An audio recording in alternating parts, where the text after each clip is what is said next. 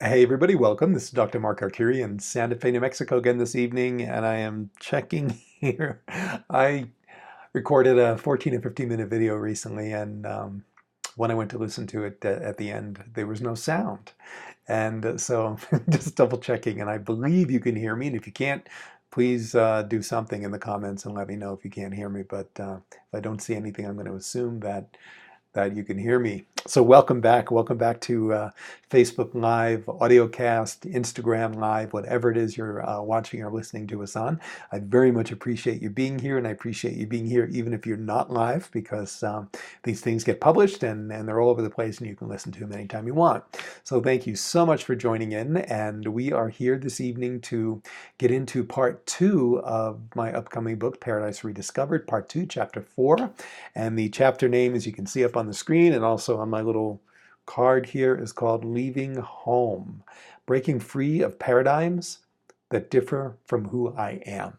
And so you probably know it's one of my favorite chapters of the book, because I always say that. And I always say that it wouldn't be in the book if it wasn't one of my favorite chapters. But so it is one of my favorite chapters, but it's also a super, super critical part of the journey of Paradise Rediscovered, the journey to rediscovering who you really are, is leaving home. And leaving home means so many different people from so many different things for so many different people. It is a metaphor in a sense, because it can mean leaving or moving on from people, places, or things. It doesn't have to be a physical, tangible place that you're leaving home from.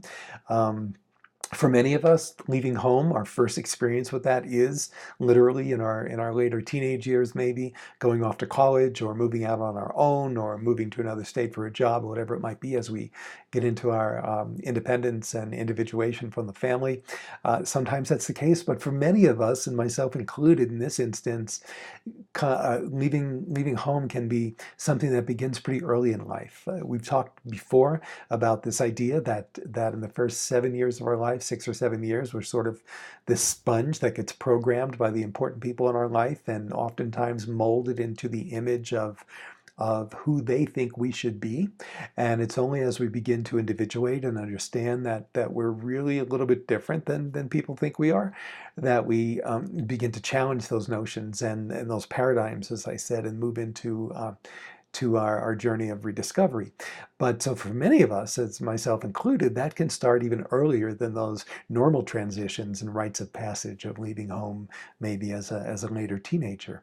For me, it was around the coming out experience, or not even coming out, but understanding that I was different, my sexuality, and different from what people were expecting. And that happened very early in my life. So I sort of had this opportunity to leave home at a very early age, even though I didn't know that's what I was doing. And it was more of a metaphorical leaving home. It was leaving this part of an image that somebody had given me that just didn't fit. And I was getting to understand that.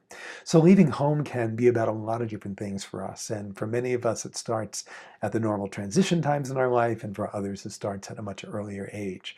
But I want you to begin thinking about the leaving homes, and I say that plural because it goes on for all of our life. We're leaving home in various ways. Begin thinking about those experiences in your life and what they meant for you. So leaving home can be a physical place, as I mentioned. It can be leaving a person, or having a relationship morph into a different kind of relationship. It can be leaving a job that you've had some comfort in at one point of your life, but now it's time to go on and have new experiences. It can be other things, however you might define them. But it's that concept of leaving something that sort of had a certain comfort level to a degree that you would associate with the comforts of home. And now, for whatever reason, it just doesn't quite fit for you anymore on that level. And it's very important to be able to understand that and to recognize it when it happens, and to let that be okay. I think it was Nietzsche that said, this is a paraphrase, but the snake that cannot shed its skin must die. So, in a sense, if we're unwilling to shed our skin, and in doing that, to leave home, to have new experiences, whether they be people, places, or things, we are unable to grow, and we literally will die. We literally will die in that sense because we don't have the ability to expand and to become something more than what we already believe we are and become something more that is a truer representation of our authentic self and who we really are. So that Paradise Rediscovered journey that we're on and the journey that's outlined in my upcoming book, Paradise Rediscovered, is about the ways that we get in touch with our true authentic self and the challenges that we experience along those paths. And those paths often include opportunities to leave home in various ways. So again, what I want you to think about this evening is ways that you've had to leave home in your life. In Luke Skywalker, if you think of the early Star Wars, he came home one day and his house was burned down. So what's he going to do? He had to go. His skin was automatically shed for him, and he had no choice. We often have some choice. We think we have a choice when we're faced with situations or places or things that we have to move away from or people. And oftentimes, in that exercising of a choice, we make the choice to not go. And when we don't go, we're not able to evolve into our realness, into our authentic self, and to have those experiences that are going to nurture us into getting ever more in touch with who that really is. We can subvert the process. We have that freedom as human beings that have free will and have the ability to make choices, but it catches up with us. You know, if you think of Luke Skywalker, I guess he could have chosen to stay in a burned out house, but what kind of life would he have had? And for us, it's really the same way. We can choose when a relationship is clearly over, or when a job is clearly over, or when our time in a home, for whatever reason, is clearly over. We can choose to stay. But in doing that, to the degree that we do that, we also choose to not have the experiences that will bring us closer to our true home, which is our authentic self. So we always have that choice, and every one of us has made that. I made it myself. You know, I came pretty close to having a good understanding of my sexuality way before high school. Yet in high school, I dated women, girls. I guess they were in high school. And it was fine. Nothing wrong with that. It's just that I made a choice to go in one direction when in my heart I knew that my direction was in another place. So it's important to become conscious of this experience, this Paradise Rediscovered experience, to become conscious of the signals that we get that it's time to move on, to be conscious of the choices that we make as to whether we will move on in that moment or not, and then to be conscious of the outcomes of having moved on or not, and what that means in our life. So it can be a little bit complex because we become conscious of the experience. We become conscious of what's happening in our life today. We become conscious of the sense that we may need to move on from this person, place, or thing. We become conscious of making a choice. And if we choose not to, then we have to be conscious of the consequences of not having moved on. And if we choose to move on, we have to become conscious of the consequences in a good way, hopefully, of having moved on. And if we do move on, if we do have those new experiences in our life, if we choose to do that, we also then have to be conscious of what the ultimate outcome is and what that feels like. So when we leave home, when I moved from New Mexico to Florida several years ago, 20 years ago maybe at this point, I really wanted to do it. I felt truly like I was leaving home when I left New Mexico, even more than when I left my birth home in New York.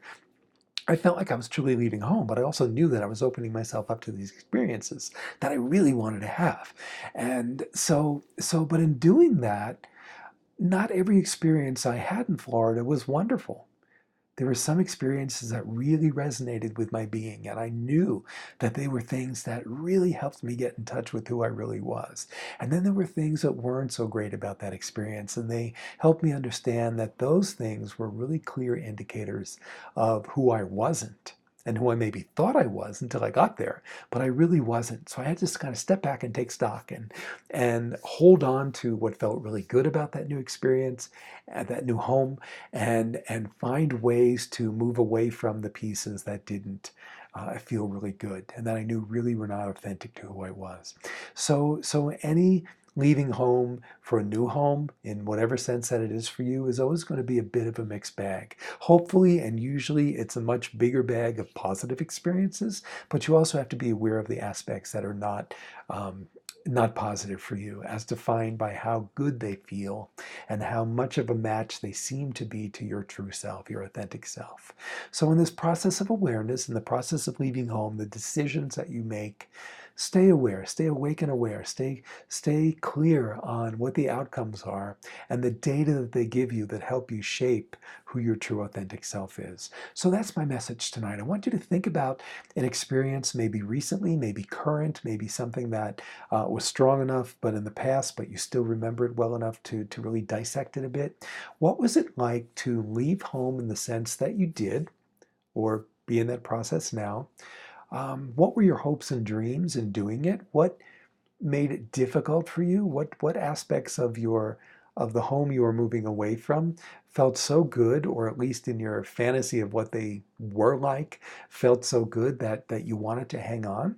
And then what was it like when you eventually moved into that new home? And again, I keep saying home here in a metaphoric sense. It can be a person, place, or thing. What was it like for you to move into that new home? And what did you learn about yourself in that process? What felt good? What didn't feel good? How did that inform your living from that place forward?